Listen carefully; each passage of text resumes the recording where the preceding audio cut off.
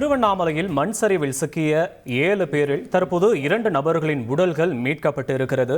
இது தொடர்பான விவரங்களை தொடர்ந்து செய்தியாளர் பிரபாகரன் வழங்க கேட்கலாம். பிரபாகரன், இப்ப அந்த 7 பேர் அந்த வீட்டில் இருக்கக்கூடிய நபர்கள்ல யார் யார் குடும்பத்தார், அந்த குடும்பத்தை அல்லாத நபர்கள் எப்படி அந்த வீட்டுக்குள்ள வந்தாங்க, அவங்கள பத்தின விவரங்களை முதல்ல விரிவா மீண்டும் பதிவு பண்ணுங்க.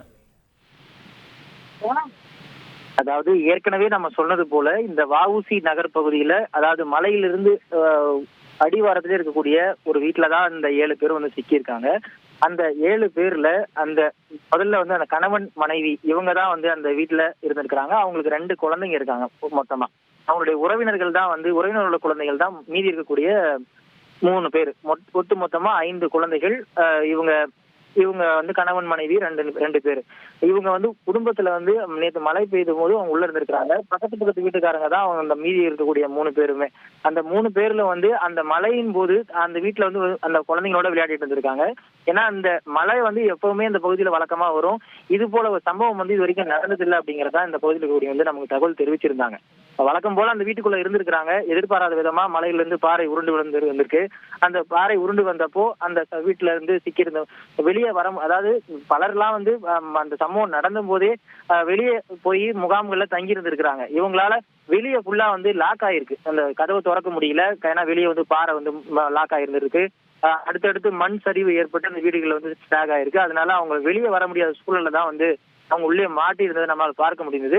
இந்த ராஜ்குமார், மீனா இவங்களுடைய குழந்தைகள் 2 பேர், கௌதம், இனியா. மத்தவங்க 3 பேர், மகாக்கு 12 வயசு, வினோதினி அதாவது 14 வயசு, 12 வயசு இருக்கு ரம்யா. இவங்க 3 பேர். அதாவது மகாங்கிறவங்க பாத்தீங்கன்னா சுரேஷ் புஷ்பா இவங்களுடைய மகள், வினோதினிங்கிறவங்க மஞ்சுநாதன் சங்கீதாவோட இவங்களுடைய மகள். அதே போல கடைசியா இருக்கக்கூடிய ரம்யா இவங்களுக்கு 12 வயசு ஆகுது. இவங்களோட தாய் தந்தை பார்த்தோம்னா மீனாட்சி, சரவணன். இவங்க 3 பேருமே ராஜ்குமார், மீனாவோட உறவினர்கள் தான். அந்த வீட்டுக்கு பக்கத்திலே அருகே இருக்கக்கூடியவங்க தான். அவங்க நம்ம கிட்ட காலையிலே சொல்லியிருந்தாங்க சார், நம்மளோட பேட்டிகள் எல்லாம் கூட. அவங்க குழந்தைகள் எப்பவுமே அந்த வீட்டுல இருப்பாங்க. அவங்க வீடு சின்னதுதான், இருந்தாலும் குழந்தைகள் எல்லாம் ஒன்னா சேர்ந்து விளையாடிட்டு இருப்பாங்க அப்படிங்கிற மாதிரிதான் நமக்கு சொல்லியிருந்தாங்க. எதிர்பாராத விதமா அந்த சம்பவம் நடந்திருக்கு. தற்போது அவங்க இந்த உடல்கள் யார் யார் உடல்கள் மீட்கப்பட்டிருக்கின்ற தகவல் நமக்கு தெரியல. ஏன்னா நம்ம கிட்டத்தட்ட இந்த மீட்பு பணி நடக்கக்கூடிய இடத்துல இருந்து ஒரு 500 மீட்டர் தொலைவுல தான் நம்ம நின்றுட்டு இருக்கோம். 2 உடல்கள் தற்போது வரைக்கும் மீட்கப்பட்டிருக்காங்க. அடுத்தடுத்து ஒரு சில உடல்களை பார்த்திருக்கிறதாகவும் NDRF தகவல் தெரிவிச்சிருக்கிறாங்க. ஆனா அவங்க கொஞ்சம் சிக்கிட்டு இருக்கிறதா சொல்றாங்க. அதாவது பாறை மேல இருக்கிறதாகவும், பாறைகளுக்கு இடுக்குல சிக்கிட்டு இருக்கிறதாகவும் சொல்லப்படுது. அடுத்தடுத்து அவங்களுடைய மீட்கும் பணி JCB இயந்திரம் மூலமா மேற்கொண்டு வந்துட்டு இருக்காங்க. ஒருவேளை இப்போ அந்த வீடு ஒரு சிறிய பகுதியில தான் இருந்துட்டு இருக்கு. ஏன்னா நம்ம காலையிலே பார்த்தோம்னா போதுமான ஆட்கள் இருக்காங்களா இந்த பணியை மேற்கொள்றதுக்கு அப்படின்னு நம்ம பொதுப்பணித்துறை அமைச்சர் ஏவா வேலு ஆய்வு பண்ணும்போது அவங்க கிட்ட கேட்டிருந்தோம். அந்த இடம் பாத்தீங்கன்னா ஒரு சின்ன இடம் தான். குறிப்பிட்ட நபர்கள் மட்டும் தான் நிக்க முடியும். அவங்க நிறைய பேர் நின்று அந்த இடத்துல வேலை கூட செய்ய முடியாத அளவுக்கு தான் அந்த பரப்பு இருந்துட்டு இருக்கு அப்படின்ற மாதிரிலாம் சொல்லியிருந்தாங்க. தற்போது அந்த JCB ஒருவேளை முன்னோக்கி ஏன்னா சிறிய இடம் தான், அந்த இடம் இடிபாடுல சிக்கக்கூடிய வீடு ஒரு சின்ன இடம். அதுக்கு மேல போனோம்னா பாறை, ஏன்னா மேல இருந்து ஒரு பாறை நிக்குது. அந்த சுத்திட்டு போய் நம்ம அந்த சமையல் அறையை தோண்டக்கூடிய சூழல்லாம் அங்க இருக்காது. அதனால முடிந்த வரைக்கும் அந்த JCB அந்த இட்டாச்சி வாகனம் எவ்வளவு தூரத்துக்கு தன்னுடைய அந்த பக்கெட்டை விரிச்சு முன்னோக்கியும் எடுக்க முடியுமோ அந்த அளவுக்கு எடுத்துருவாங்க. தற்போது அந்த மீட்கக்கூடிய உடல்கள் யார் யாருன்னு இன்னும் அடையாளம் காணப்படல. இங்கிருந்து உடல்களை திருவண்ணாமலை அரசு மருத்துவமனைக்கு எடுத்து செல்றதுக்காக ஆம்புலன்ஸ்களும் தயார் நிலையில எடுத்துட்டு நிறுத்தியிருக்காங்க. 2 உடல்களை மீட்டுட்டாங்க. ஒரே சமயத்துலதான், அதாவது எல்லா உடல்களும் மீட்கப்பட்டு தான் இங்க இருந்து எடுத்துட்டு போவாங்கன்னு இருக்கக்கூடிய வருவாய்த்துறை அதிகாரிகள் நமக்கு தகவல் சொல்லியிருக்கிறாங்க. 2 உடல்களை மீட்டுட்டாங்க. அடுத்தடுத்து எஞ்சி இருக்கக்கூடிய உடல்களையும் மீட்கக்கூடிய பணியில இங்க இருக்கக்கூடிய NDRF குழு இந்த இட்டாச்சி உதவியோட தொடர்ந்து செயல்பட்டு வந்துட்டு இருக்காங்க. பிரபாகரன், திருவண்ணாமலையில இதுவரையும் நடக்காத எதிர்பாராத ஒரு கோர சம்பவம் நடந்திருக்கு. இதோட விளைவா தற்போது 2 உடல்கள் மீட்கப்பட்டிருக்கு. இந்த நிலையில அந்த பகுதியில் இருக்கக்கூடிய இருந்த மக்கள் மீண்டும் அதே பகுதியில குடியேறக்கான வாய்ப்புகள் இருக்கா? அனுமதிக்கப்படுவாங்களா? இப்போ வரைக்கும் அவங்களுக்கு என்ன மாதிரியான அறிவுறுத்தல்கள் இதெல்லாம் விதிக்கப்பட்டு இருக்கிறது பிரபாகரன்? இல்ல, அறிவுறுத்தல்கள்னு இப்போ வரைக்கும் இங்க இருக்கக்கூடிய பொதுமக்களுக்கு யாருக்கும் சொல்லல. அந்த மலையிலிருந்து இந்த பாறை உருண்டு வந்துருச்சு, மண் சரிவு ஏற்பட்டுருச்சு, இதனால இந்த பாதிப்பு ஏற்பட்டுருச்சு அப்படிங்கறதுனால. ஏன்னா நேற்றெல்லாம் பார்த்தோம்னா இந்த 3:30 மணிக்கு 3:30 மணில இருந்து 5 மணிக்குள்ளாக இந்த பகுதியெல்லாம் உள்ளே வர முடியாத அளவுக்கு தான் தண்ணி போயிட்டு இருந்தது. சாலைகள் எல்லாம் தண்ணீர் பெருக்கெடுத்து ஓடுனதெல்லாம் நம்மளால காட்சிகள்ல நேற்றைய தினம் வந்து செய்திகள் எல்லாம் நம்ம போட்டிருந்தோம். இப்போ இந்த இடத்துல இப்போ இங்க மீண்டும் இருக்கலாமா வேண்டாமா அப்படிங்கறத பொதுமக்கள் தான் முடிவு பண்ணணும். ஏன்னா இது தொடர்பா ஏற்கனவே இந்த இடம் வந்து பார்த்தோம்னா மலைப்புறம்போக்கு அப்படின்னு சொல்றாங்க. இது வந்து மலைப்பகுதியில கீழே தான் இருக்கு. இந்த பகுதியில இருக்கக்கூடாதுன்னு சொல்லி ஏற்கனவே நீதிமன்றத்துல வந்து வழக்கும் நிலுவையில் இருக்கிறதா வந்து சொல்லப்படுது. ஏன்னா பாதுகாப்பு நலன் கருதி இந்த பகுதியில இருந்து பொதுமக்களா வெளியே போகணும். அப்படி இல்லைன்னா இந்த பகுதியில இருந்து ஏன்னா பாதுகாப்பு இல்ல இந்த இடத்துல அடுத்தடுத்து சம்பவங்கள் நடக்கலாம். ஏன்னா நேற்று சாயந்தரம் 3:30 மணிக்கு ஒரு மண் சரிவு ஏற்பட்டிருக்கு. இதனால ஒரு கோர சம்பவம் வந்து நடந்ததுக்கு நம்மளால பார்க்க முடியுது. தற்போது 2 உடல்களை மீட்டுட்டாங்க.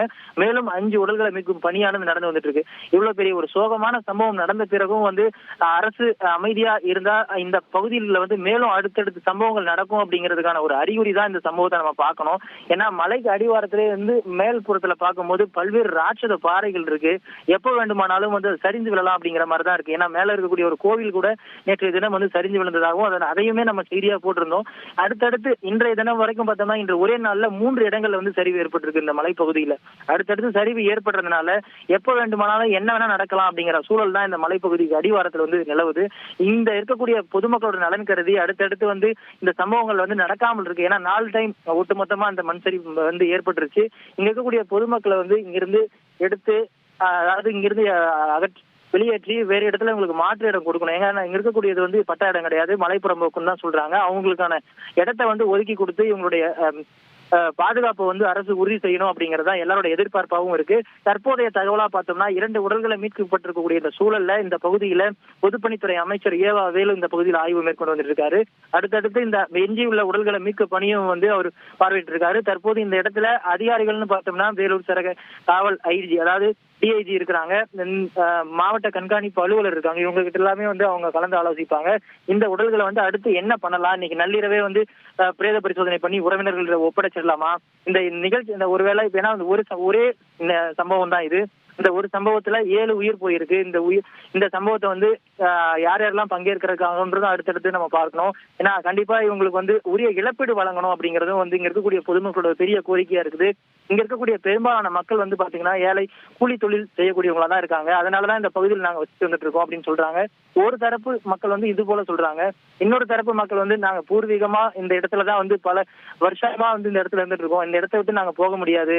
என்ன மழை வெள்ளம் வந்தாலும் வந்து நாங்க இந்த இடத்துலதான் இருப்போம்னு வந்து ஒரு தரப்பு மக்களும் சொல்லிட்டு இருக்காங்க.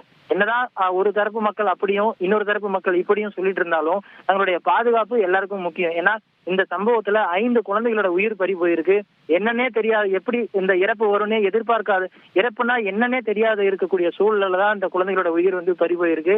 இந்த சம்பவங்கள் வந்து அடுத்தடுத்து நடக்காம இருக்கணும். அதுக்கு அரசு இதை உறுதி செய்யணும். இந்த பகுதியில் இருக்கக்கூடிய பொதுமக்களை ஒருவேளை வெளியேற்றி அவங்களுக்கு மாற்று இடத்தை இதே போல வந்து எங்கேயாவது சமத்துவபுரம் மாதிரியோ இல்ல வேற இடங்கள்ல வந்து இவங்களுக்கு ஏற்படுத்தி கொடுக்கணும் அப்படிங்கிறது பெரிய எதிர்பார்ப்பா இருக்குது. இதற்கு தமிழக அரசும் உரிய நடவடிக்கை எடுக்கும் அப்படிங்கிற நம்பிக்கை எல்லாருக்கும் இருக்குன்னு சில ஒரு தரப்பு மக்கள் சொல்றாங்க. இன்னொரு தரப்பு மக்கள் போக மாட்டோம்னு சொல்றாங்க. இருந்தாலும் பாதுகாப்பு முக்கியம். இங்கிருந்து பொதுமக்கள் வெளியேறி பாதுகாப்பான இடத்துல தங்களை வந்து இருக்க வச்சு தங்களுடைய குடும்பத்தை வந்து பாதுகாப்பா வச்சுக்கணும் அப்படிங்கிறது தான் வந்து எல்லாரோட எதிர்பார்ப்பாகவும் இருக்கு.